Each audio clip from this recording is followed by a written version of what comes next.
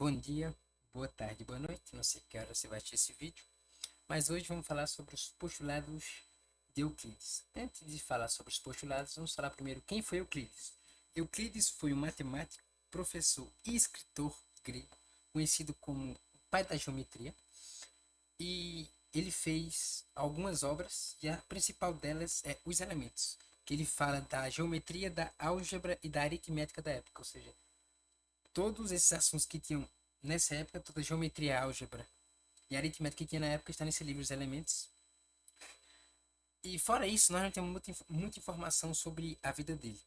Temos apenas duas citações, que foi de Proclo, que quando ele vai falar sobre o livro Os Elementos, ele cita, faz um breve comentário só sobre Euclides. E o Papo de Alexandria, que no século IV, ele fala que passou um tempo com os alunos de Euclides na Alexandria, e por causa disso ele aprendeu um pensamento científico. Mas fora essas citações, não temos mais informação sobre Euclides. Bom, tendo falado sobre um pouco sobre Euclides, vamos falar agora dos postulados dele. O primeiro postulado de Euclides diz que se eu pegar dois pontos qualquer, entre estes dois pontos eu consigo traçar uma reta ligando um ponto até esse outro ponto, que é óbvio. E o segundo postulado dele diz que essas retas,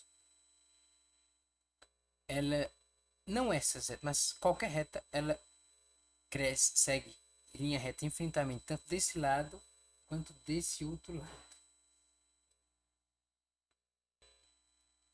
O outro postulado de Euclides diz que todos os ângulos retos são iguais entre si, ou seja, esse ângulo e esse ângulo reto, o ângulo reto do triângulo ABC e o ângulo reto do triângulo DEF são iguais, porque ambos os ângulos retos, que são esses dois ângulos aqui mostrados no canto inferior esquerdo, eles medem 90 graus. Logo, eles são iguais porque os dois medem 90 graus. Isso é muito importante para poder fazer algumas definições de triângulos, como, por exemplo, esse. O triângulo retângulo, que é um triângulo que tem 90 graus. O outro postulado de Euclides diz que se eu pegar um ponto qualquer como o centro de um círculo, eu consigo formar, né, desenhar um círculo com qualquer raio. Por exemplo, esse centro, esse ponto aqui, eu pego ele como centro desse círculo e esse círculo tem um raio X, certo? Que seria do centro até a ponta do círculo. Mas com esse mesmo ponto, eu posso pegar e desenhar outro círculo, que vamos supor que esse raio